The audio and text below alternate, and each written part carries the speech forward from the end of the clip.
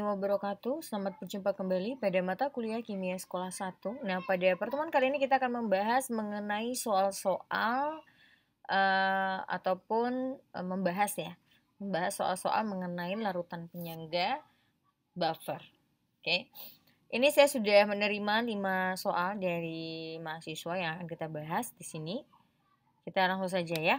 Yang pertama, perhatikan senyawa ion berikut ya. Perhatikan senyawa ion berikut. Ada NH4+, NH3, CO32-, ada HCO3-, ada H2CO3.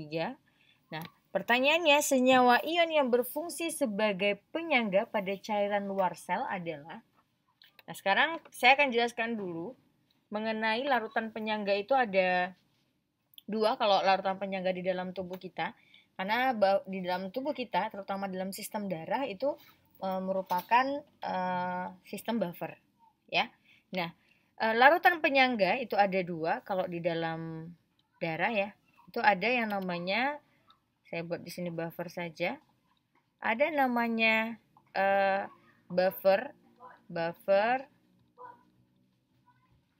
ekstrasel, dan ada lagi namanya buffer intrasel.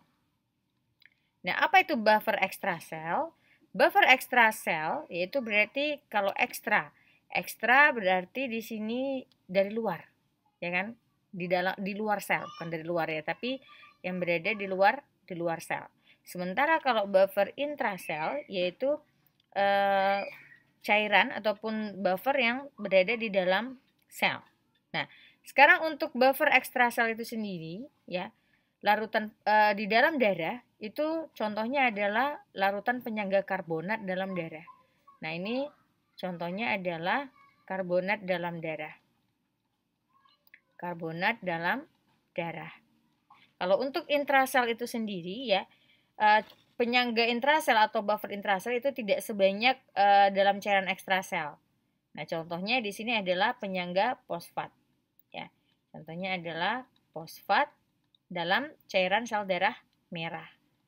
Dalam cairan sel darah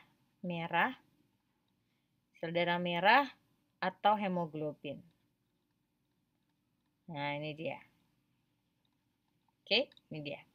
Nah, kalau di dalam buffer ekstrasel ya, itu kan tadi contohnya adalah penyangga karbonat dalam darah. Nah, penyangga karbonat dalam darah itu merupakan reaksi antara asam karbonat ya. Reaksi antara asam karbonat dan asam konjugasi bikarbonat. Itu reaksi antara asam karbonat dan dengan asam konjugasi bikarbonat. Nah, itu ya. Kemudian, di sini ya larutan ini berfungsi agar pH darah dalam keadaan stabil, di mana perbandingan keduanya di dalam darah yaitu 20:1. Perbandingannya 20:1. Dengan demikian itu pH darah kita itu selalu berada di 7,4. Ya, ini pH darah kita yaitu di pH darah itu 7,4. Seperti itu. Ya. Nah, itu dia.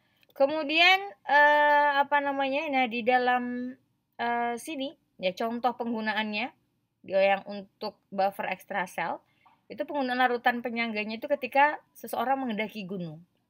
Ketika orang mendaki gunung, semakin tinggi gunung maka semakin sedikit oksigen yang ada. Nah, nanti pendaki gunung tadi itu mengalami yang namanya alkolisis. Di mana terjadinya peningkatan pH darah yang mengakibatkan bernapas berlebihan dan histeris. Nah, kebalikannya, kalau orang yang berlari maraton dalam maksud saya itu orang yang berlari maraton itu akan mengalami yang namanya asidosis. Terjadinya penurunan pH darah. Nah, yang jika tidak diatasi dapat mengakibatkan yang namanya penyakit jantung, ginjal, dan diare. Seperti itu. Nah, jadi berarti ini larutan ekstraselnya itu adalah asam karbonat, reaksi antara asam karbonat dengan asam konjugasi bikarbonat. Sementara intrasel Intrasel itu contoh larutan penyangganya yaitu adalah fosfat. Fosfat dalam cairan sel darah merah ataupun hemoglobin. Dimana di sini ya, meskipun jumlah larutan ini lebih banyak daripada penyangga pada ginjal dan urin, itu fungsinya untuk menjaga pH darah agar selalu berada di pH darah itu adalah 7,4. Nah, seperti itu ya. Ini dia. Nah, berarti di sini kalau senyawa ion yang berfungsi sebagai penyangga pada cairan luar sel adalah, nah, sekarang yang ditanya adalah senyawa atau ion yang berfungsi sebagai penyangga pada cairan luar sel. Tadi sudah saya katakan bahwa penyangga karbonat dalam darah itu merupakan reaksi antara asam karbonat, yaitu reaksi antara apa tadi? Asam karbonat ya. Ini dia ya. Dengan apa? Asam konjugasi bikarbonat. Asam konjugasi bikarbonat. Nah, sekarang asam karbonat. Asam karbonat itu yang mana? Asam karbonat itu ya berarti ini H2CO3. Ya, H2CO3. Berarti 5. Nah, yang ada 5-nya nih. 5. Ya. Asam karbonat. Kemudian asam konjugasinya. Asam konjugasinya yang mana? Nah, asam konjugasinya berarti HCO3- ini. Berarti jawabannya adalah 4 dan 5. Oke. Tadi di dalam ekstrasel juga ini kan fosfat. Sini juga nggak ada fosfat. Ya inilah cuman yang asam karbonat dan asam konjugasinya. Seperti itu ya. Selanjutnya soal nomor 2. Terdapat larutan sebagai berikut ya. Pasangan yang membentuk larutan penyangga adalah, nah sekarang kita lihat pasangan yang membentuk larutan penyangga. Saudara harus tahu buffer itu bisa dibentuk dari 2 cara. Yang pertama yaitu adalah asam lemah dengan basa konjugasinya, atau ya basa lemah dengan konjugasinya. Ya, asam lemah dengan konjugasinya atau basa lemah dengan konjugasinya. Artinya di sini asam lemah dengan garamnya, maksud saya ya, asam lemah dengan garamnya dan basa lemah dengan garamnya. Seperti itu. Nah, alias konjugasinya kan. Nah, kemudian ada lagi reaksi yang kedua yaitu ketika terjadi reaksi berarti buffer itu terbentuk ketika asam lemah berlebih, asam lemahnya berlebih bereaksi dengan basa kuat. Nah, atau basa lemah berlebih dengan asam kuat. Seperti itu. Nah, sekarang kita cek. Kita cek dulu di sini. Kalau di dalam menghitung apakah nanti penyangganya itu terbentuk atau tidak, ya kita pasti menggunakan mol ya. Di sini kita menggunakan mol. Nah, kita cek dulu. Kita cek dulu ya. Di sini ada asam lemah, ada basa lemah. Ada asam kuat, ada basa kuat, kan begitu. Nih. Nah, kita cek dulu. Ini kita buat dulu, cari dulu molnya. Milimolnya berarti kan kalau mol itu berarti molar kali volume. Maka di sini milimolnya berapa? Karena ini mililiter berarti milimol satuannya ya. Berarti ini adalah 0,25. Oh, bukan 0,25 ya, tapi 2,5. Oke. Karena itu 0,1. Berarti di sini 2,5 milimol. Nah, yang ini juga 2,5 milimol. Kemudian yang ini juga 2,5 milimol. Kemudian ini adalah 7,5 ya. 7,5 milimol. Yang ini berarti 5 milimol. Nah, sudah dapat. Sekarang kita lihat pasangannya. 1 dan 2, 1 dan 2. Kita cek. Ini adalah asam lemah, ini adalah basa kuat. Bisa. Tapi kita cek dulu. Kalau ini kan asam lemah ya, asam lemah dengan bervalensi 1. Ini juga basa kuat bervalensi 1. Artinya kalau mereka bereaksi ya, ini pasti habis. Artinya terjadi hidrolisis garam, bukan terjadi buffer. Buffer itu terbentuk jika yang lemah-lemahnya berlebih. Nah, ingat kata kunci buffer. Penyangga itu kan buffer. Buffer itu baperan gitu loh. Kalau saudara mengingat baperan. Orang baperan itu kan yang lemah. Kalau yang lemahnya menang ya jadi baper. Tapi kalau yang kuatnya menang ya nggak jadi baper gitu. Oke, bisa dipahami? Nah, sekarang berarti kalau misalnya saya tulis saja reaksinya ya. CH3COOH ditambah dengan NaOH itu kan pasti akan menghasilkan CH3COONa ditambah H2O. Ini saya maksud. Ini cuma bervalensi satu sehingga koefisiennya pasti satu semua nih. Coba kita cek ya. Apakah ini sudah setara atau belum? CH3COO di sini 1, di sini CH3COO juga 1. Hanya di sini ada 2, hanya 2, O-nya 1, O-nya 1, Na-nya 1, Na-nya 1. Oke, setara. Artinya koefisiennya sama-sama 1. Kalau koefisien sama-sama 1, mula-mulanya 2,5 milimol, ini juga 2,5 milimol, berarti yang menjadi reaksi pembatas kan bisa dua-duanya, artinya saling menghabiskan. Kalau saling menghabiskan berarti dia kalau antara zat-zat dalam reaksi itu habis, artinya dia membentuk hidrolisis garam. Terjadi proses hidrolisis garam, bukan buffer. Tapi kalau CH3COOH-nya yang berlebih karena dia lemahnya berlebih, maka terjadilah buffer asam, baperan. Maka baperan itu orang yang lemah. Oke? Berarti ini bukan. Yang A bukan. Selanjutnya yang B, kita lihat yang B ya. Yang B itu 1 dan 3. 1 dan 3. Kita lihat, aduh 1 dan 3 masih sama. Kenapa? Sama-sama valensi 1. Kemudian jumlah molnya juga sama, 2,5, 2,5 berarti juga salah. Paham di sini ya? Nah, selanjutnya 2 dan 4. 2 dan 4. 2 dan 4 ini sama-sama basa. Basa kuat sama basa lemah ya nggak mungkin. Masa jeruk makan jeruk? Ya, itu dia. Selanjutnya yang D, 3 dan 4. 3 dan 4. 3 dan 4. Oh, ini basa dengan basa nih. Basa dengan basa. Ya nggak bisa juga, jeruk makan jeruk juga ya. Nah, berarti yang E. Oh, yang E inilah pasti jawabannya. Kita cek idot ya. Kita cek 4 dan 5. 4 dan 5 ini NH4OH. Itu kan berarti basa lemah. Nah, 4OH basa lemah ditambah dengan HCl. Itu akan menghasilkan yang namanya NH4Cl ditambah H2O. Jadi sama-sama valensi 1 berarti reaksi sudah setara ya. NH4-nya 1, NH4-nya 1.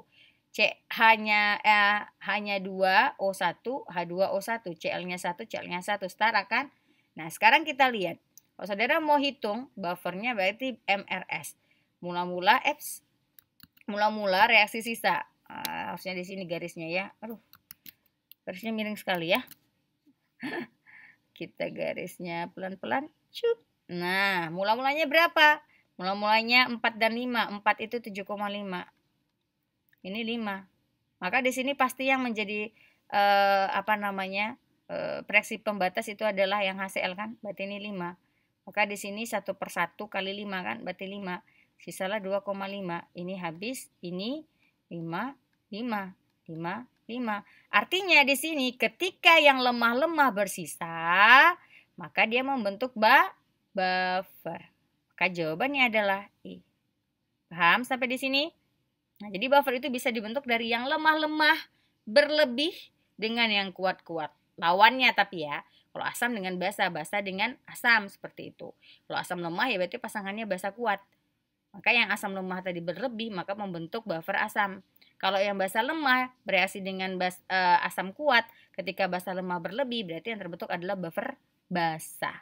Atau asam lemah dengan garamnya atau dengan konjugasinya, ataupun basa lemah dengan garamnya. Seperti itu.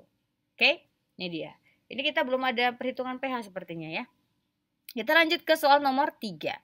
pH larutan yang mengandung 6 gram CH3COOH dan 0,1 mol CH3COONa adalah. Nah, perhatikan di sini. Ini adalah garamnya. Ini yang saya bilang, kalau seperti ini nggak perlu direaksikan lagi. Kenapa tidak perlu direaksikan? Karena sudah langsung terbentuk buffer. Asam lemah dengan garamnya. Oke, nah berarti di sini apa? Maka pH-nya, ya, berarti kita cari adalah molnya. Ini kan mol garam. Ini mol asamnya belum ada. Kita cari dulu mol asam. Saudara masih ingat rumus? Rumus buffer itu adalah, kalau konsentrasi H+, itu adalah Ka kali mol asam. Nah, boleh pakai mol asam atau asam saja boleh. Karena ada sebagian yang menghitungnya dengan volume alias molar ya. Sebenarnya nggak perlu pakai molar. Kenapa? Karena di bawah, di atas dibagi dengan volume, di bawah bagi volume habis ya, berarti cukup mol saja sudah ya. A kali B konsentrasi A per B. Ka kali asam per garam kali X. X itu adalah valensi garamnya ya. Nah, maka di sini jadinya apa? Maka di sini jadinya mol asam itu akan sama dengan ya gram per mr, kan begitu. Gramnya berapa? 6 gram. MR-nya berapa? 60. Maka di sini ini 60 gram per mol. Maka di sini jadinya apa? 0,1 mol. Nah, kalau ini 0,1 mol, Ka-nya adalah 1 kali 10 pangkat min 5, maka di sini kita langsung hitung pakai rumus ini. Ka-nya kita masukin 10 pangkat min 5 dikali asamnya tadi adalah 0,1 mol, kemudian basanya juga 0,1 mol, valensi garamnya 1, maka di sini jadinya ceret-ceret dapatlah 10 pangkat min 5. Maka pH-nya sama dengan min log konsentrasi H+, maka di sini jadinya min log 10 pangkat min 5 dapatnya 5. Maka jawabannya adalah B. Paham sampai di sini? Saudara harus ingat rumus ya. Harus diingat rumusnya. Sering mengerjakan soal akan ingat rumus. Lanjut soal nomor 4. Oke, diketahui campuran larutan penyangga sebagai berikut. Ini soal UN tahun 2013. Jika Ka-nya CH3COOH itu adalah 10 pangkat min 5, maka urutan pH dimulai dari yang terkecil adalah. Nah, kita lihat dulu di sini. Kalau saudara, ini kan berarti ada asam, ada garamnya. Langsung aja cari pH ya. Kita lihat di sini, ini asam semua ini. Asam lemah dan garamnya. Nah, sekarang kita lihat di sini. Oh, kalau yang nomor 3, ini larutan garamnya larutan KCN ya. Sementara di sini ini CH3COOH, ini CH3CONA.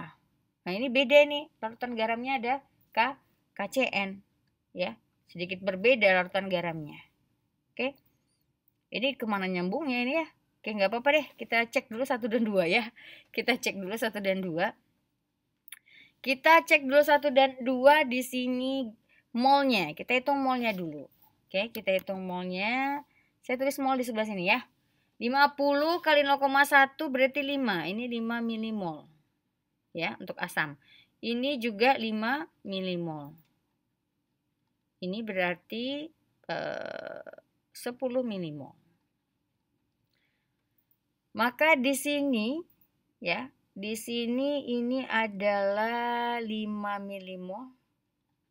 Ini adalah 10 berarti 10 milimol. Yang ini berarti 5 milimol. Nah, tadi kan kita sudah tahu rumusnya adalah konsentrasi H+ sama dengan Ka kali asam per garam kali X, kan begitu. Maka kalau yang untuk nomor 1, ini karena jumlah molnya sama berarti pH sama dengan Ka atau Kb-nya kan. Nah, berarti di sini pH yang pertama, yang 1, yang pertama kita cari dulu, berarti pH-nya adalah ya. Ini pH-nya langsung saja konsentrasi H+ sama dengan rumusnya langsung aja ya, 10 pangkat min 5 kali asamnya adalah 5 milimol kali per garamnya adalah 5 milimol, valensi garamnya adalah 1, maka di sini jadinya ya ini cerat-cerat sama seperti tadi 10 pangkat min 5. Maka pH-nya saya langsung saja ya, min log 10 pangkat min 5 sama dengan 5. Kemudian untuk yang nomor 2. Untuk yang nomor 2 berarti di sini konsentrasi H+ sama dengan 10 pangkat min 5 dikali dengan 5 milimol per 10 milimol dikali 1. Maka di sini ini cerat-cerat ini 2 berarti 1 per 2. 1 per 2 itu kan berarti 1 per 2 itu 0,5. 0,5 berarti di sini kalau saya naikin 5 kali 10 pangkat min 6. Gitu ya. 5 kali 10 pangkat min 6. Oke, 5 kali 10 pangkat min 6 berarti di sini dapatnya ya kan 5 kali 10 pangkat min 6. Paham ya, dari mana ini kan 0,5. Kalau saya naikin kan 5 kali 10 pangkat min 1. kalau naik ini 0,5 5 kali 10 pangkat min 1 ya berarti 5 kali 10 pangkat min 6 gitu ya. Nah, maka di sini pH-nya itu berarti pH sama dengan min log 5 kali 10 pangkat min 6. Maka pH-nya itu adalah 6 dikurang log 5. Nah, gitu. 6 dikurang log 5. Nah, nanti saudara cari pakai kalkulator ya. 6 kurang log 5 itu berapa kira-kira? Ada yang tahu 6 kurang log 5 itu berapa? Coba pencet kalkulatornya dulu ya. Nah, ini dapatnya 6 dikurang log 5 itu sama dengan dapatnya itu adalah 5,301 ya. Saya akan pencet kalkulatornya untuk lebih jelasnya ya. Dapatlah di sini 5,301. Nah, kita perhatikan yang nomor 3. Yang nomor 3 ini tadi saya sudah sampaikan ya. Kalau KCN itu bukan garam yang berasal dari konjugasinya gitu. KCN ini nggak ada nyambung-nyambungnya sekali sama CH3COOH ya. Karena dia memiliki spesies yang berbeda. K beda, CN beda, kecuali kalau di sana dapatnya CH3COOK. Boleh. Tapi kalau KCN itu nggak ada nyambung-nyambungnya, maka di sini yang kita gunakan untuk menghitung pH adalah pH larutan asamnya. pH larutan asam. Maka di sini untuk yang nomor 3 ya. Untuk yang nomor 3 ini saya naikin dulu. Untuk yang nomor 3 ya di sini. Yang nomor 3-nya berarti pH asam lemah. Ini kan asam lemah ya. Maka masih ingat rumus pH asam lemah, konsentrasi H+ sama dengan akar Ka dikali molar. Maka di sini Ka-nya berapa? 10, 2 kali 10 pangkat min 5. Molarnya adalah, molarnya aja langsung ya, ini nggak perlu kita cari tadi 10 milimolnya, berarti dikali dengan 0,2 molar. Maka di sini jadinya akar, ini 2-nya ketutup nggak apa-apa ya. Jadi ini 4 kali 10 pangkat min 6 molar. Dapatlah 2 kali 10 pangkat min 3. Maka pH-nya adalah, pH-nya saya langsung aja ya, min log 2 kali 10 pangkat min 3 berarti 3 dikurang log 2. Maka di sini kalau maka urutan pH dari yang terkecil ya berarti nomor 3. Maka yang A, B, C ini gatot. Nah, gitu. Berarti yang nomor 3 dulu. Karena dari terkecil. Berarti yang 3 dulu, 3. Yang kedua mana? Yang kedua yang 1. Kemudian yang terakhir adalah yang kedua. Berarti 3, 1, 2. 3, 1, 2 itu jawabannya adalah dodol. Oke, ini dia untuk soal nomor 4. Oke, the last question, kita masuk ke soal nomor 5. Campuran berikut ini yang dapat membentuk larutan penyangga adalah, nah tadi saya sudah sampaikan kepada saudara di awal-awal bahwa larutan penyangga atau buffer itu bisa terbentuk dari 2 cara. Yang pertama adalah asam lemah dengan garamnya atau basa lemah dengan garamnya atau dengan konjugasinya ya. Kemudian ada dengan asam lemah berlebih dengan basa kuat atau basa lemah berlebih dengan asam kuat. Nah, maka di sini kita lihat dulu ya, kita cek kalau ada yang kuat sama kuat berarti gatot. Kenapa? Karena dia akan membentuk garam netral biasanya kalau dia terhidrolisis ya, dan itu hanya reaksi asam basa biasa seperti itu. Oke. Kenapa? Karena buffer yang saudara harus ingat adalah kata kuncinya adalah suatu larutan yang dapat mempertahankan pH-nya seperti itu. Ya, dengan penambahan sedikit asam ataupun dengan penambahan sedikit basa. Oke, nah itu untuk yang lemah. Oke, nah makanya namanya buffer kan sekarang itu berarti yang baperan itu ngambilnya istilah dari kimia tuh. Nah, orang baperan itu berarti yang lemah-lemah. Oke, lanjut kita masuk ke yang pertamanya. A-nya dulu kita analisis.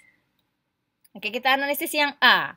100 ml NaOH 0,1 molar ditambah 100 ml HCl 0,1 molar. NaOH basa kuat, HCl asam kuat, berarti ini no ya, bukan. Selanjutnya 100 ml NaOH ditambah dengan 100 ml NaCN. Lah, ini NaOH sama NaCN. Ini basa dengan garam. Nah, garamnya juga ini juga salah. Ini garam NaOH itu basa kuat. Ini dengan garamnya, ya kan? Salah berarti. Selanjutnya ada NaCN ditambah dengan HCN. HCN itu adalah asam cyanida. Nah, berarti kalau NaCN dengan HCN bagaimana ini kira-kira? NaCN itu adalah garamnya, ya, garamnya, dan HCN itu adalah asam lemah, ya. HCN itu adalah asam lemah. Oke, ini bisa jadi itu kemungkinan. Yang D, kita lihat, yang D itu, oh, ini kemungkinan bisa iya, tapi kita cek dulu nih. Ini kan bervalensi 1, ya, garam bervalensi 1, ini adalah asam bervalensi 1. Karena ini molnya sama, ya berarti bukan. Dia akan terbentuk hidrolisis garam dong. Kenapa hidrolisis garam? Karena tadi, kenapa dia terbentuk hidrolisis garam? Karena sama-sama habis bereaksi. Coba kita lihat lagi yang D. Kalau yang D, ya, itu di sini adalah NH4OH. NH4OH itu adalah basa lemah, H2SO4 itu adalah asam kuat. Kita lihat dulu di sini, siapa yang berlebih. Ini kan ada valensinya nih. Ini akan terbentuk valensi garam bervalensi 2 nih nanti. Kenapa? Karena H2SO4 ini asam bervalensi 2. Seperti itu. Nah, kita coba lihat. Kalau kita reaksikan, kita buat dulu yang D ya, reaksinya. NH4OH itu ditambah dengan H2SO4 itu akan menghasilkan NH4 2 kali SO4, karena SO4 itu 2 min, ya, muatannya, ditambah dengan H2O. Maka di sini kalau kita setarakan reaksinya, ini kan berarti 2 nih. 2NH4, 2NH4, SO4-nya 1, SO4 1. Hanya ada 4, hanya di sini berarti ini ada 2H2O. Oke, setara ya. Nah, sekarang kita lihat NH4OH berapa molnya? Berarti kan 0,1 kali 100. Berarti ini 10 milimol. H2SO4 berapa? Berarti 5 kali 0,1. 50 kali 0,1 berarti 5 milimol. Maka di sini coba kita lihat siapa yang menjadi reaksi pembatas. Sama-sama jadi reaksi pembatas. Masih ingat cara mencari reaksi pembatas? Saya tidak jelaskan ya, saudara aja yang harus mengingat flashback lagi, karena di kimia sekolah kita hanya membahas soal-soal saja. Cara mencari reaksi pembatas yaitu mol mula-mula dibagi dengan koefisiennya masing-masing. Nah, hasil mol terkecil itulah yang menjadi reaksi pembatas. Coba lihat di sini, NH4OH itu kan 10 milimol. Koefisiennya berapa? 2. 10 bagi 2 kan 5 milimol. H2SO4 ini 5 milimol dan koefisiennya juga 1. Maka di sini 5 bagi 1 berarti juga 5. Kalau 5 sama 5 pasti ini hidrolisis. Kenapa? Karena kedua-duanya adalah reaksi pembatas. Artinya di sini reaksinya akan habis bereaksi, saling menghabiskan alias bereaksi sempurna. Maka hanya akan terbentuk garam dan air. Artinya di sini reaksinya adalah reaksi hidrolisis, bukan larutan penyangga. Maka yang D juga salah. Berikutnya yang E, tinggal yang E. Tapi kita buktikan apakah yang E ini benar atau tidak ya. 100 ml K2SO4 0,1 molar ditambah dengan 50 ml H2SO4 0,1 molar. Wah, ini gimana ini ya? Kayaknya nggak ada jawabannya yang benar ini. 100 K2SO4 itu kan garam. H2SO4 itu asam kuat. Nah, gimana nih? Garam dan asam kuat ini juga salah. Aduh, bahaya ini soalnya. Masa bisa salah sih? Nah, soal kimia SMA 11 2007 ini dari mana ya saudara dapat nih? Ini sepertinya ada yang salah. Hal yang perlu saudara lihat di sini adalah, ya tadi sudah saya sampaikan ya, bahwa ya buffer itu terbentuk dari asam lemah dengan garamnya, atau basa lemah dengan garamnya, atau asam lemah berlebih bereaksi dengan basa kuat, atau basa lemah berlebih dengan asam kuat. Nah, karena di sini ini nggak ada ini, gimana ini nggak ada yang benar, atau ini terbalik kali ya yang D ini, saya nggak tahu nih. Ini karena saya dapat kiriman soalnya, jadi saya nggak tahu ini benar apa enggaknya gitu. Nah, kalau kita selidik-selidik di sini yang paling memungkinkan itu ya D gitu. Yang memungkinkan itu D. Tapi di sini yang D itu jadi salah. Kenapa? Karena tadi ini 10 milimol, ini 5 milimol, kelihatannya memang seperti buffer. Tetapi karena yang bereaksi sempurna karena ini 10 mili sementara koefisiennya 2 jadi 5 milimol, artinya nanti nih akan terjadi istilahnya itu reaksi berkesudahan. Artinya reaksi sempurna di mana kedua-dua reaksi itu saling menghabiskan. Maka di sini nggak ada jawaban ini, ya. Saya nggak tahu juga ini kenapa optionnya seperti ini, tapi yang jelas setelah kita analisis tidak ada jawaban. Oke, tapi kalau yang memungkinkan adalah yang D. Kalau benar, kenapa? Karena kombinasinya itu, ya, kombinasinya itu kombinasi itu berasal dari basa lemah dan reaksi antara basa lemah dengan dengan asamnya. Oke, seperti itu ya. Oh, ini nih. Kita lihat dulu. C nih, kita selidiki dulu ya. Saya lupa tadi. Saya bilang tadi bahwa asam lemah dengan garamnya atau ya basa lemah dengan garamnya. Tuh, salah satunya, ya. Nah, kita lihat. Oh, salah ini. Yang C ini loh. Yang C. Yang D memang salah, yang C kita lihat. C ini kan asam lemah. Ini kan garamnya. Kenapa kita harus cari reaksinya? Nggak perlu, langsung saja nih kan. Berarti ini dia jawabannya C. Ya, kita yang hilaf berarti ya. Nggak apa-apa hilaf. Tapi kita jadi ingat lagi kan. Nah, ternyata yang C jawabannya. Kenapa? Karena ini reaksinya yaitu berasal dari asam lemah. Ini kan NaCN itu adalah garamnya. Garam tambah dengan asam lemah. Ini kan langsung buffer, nggak perlu direaksikan, ya. Oke, bisa dipahami jadi jawabannya C ya. Nah, kita jawabannya C. Setelah kita sidik-sidik ternyata ada jawabannya, yaitu jawabannya C. Kenapa C? Karena NaCN itu adalah garamnya, sementara HCN itu adalah asam lemahnya. Maka inilah buffer. Tadi saya sudah sampaikan bahwa buffer terbentuk dari dua cara, yaitu asam lemah dengan garamnya atau basa lemah dengan garamnya, atau asam lemah berlebih dengan basa kuat bereaksi, kemudian basa lemah berlebih bereaksi dengan asam kuat. Nah, ternyata setelah kita selidiki yang C lah jawabannya. Kalau yang tadi pas kita bahas C, ini kita reaksikan ya. Kita lihat valensinya. Lupa, kalau dia garam tidak perlu direaksikan, langsung kita cari pH buffernya seperti itu ya. Maka di sini jawabannya adalah C. Oke, demikian penjelasan saya untuk pertemuan ke-11 berarti ini. Ya, mudah-mudahan bermanfaat. Nah, itu yang perlu saudara ingat. Saya hanya menekankan kepada hal-hal yang penting saja di dalam buffer. Itu yang perlu saudara ingat tadi yang sudah saya jelaskan. Kenapa, kapan, dan bagaimana buffer itu terbentuk, seperti itu ya. Kemudian apa yang perlu saudara ingat itu adalah valensinya ya. Ketika ada valensi, ketika saudara mereaksikan jangan lupa menyetarakannya.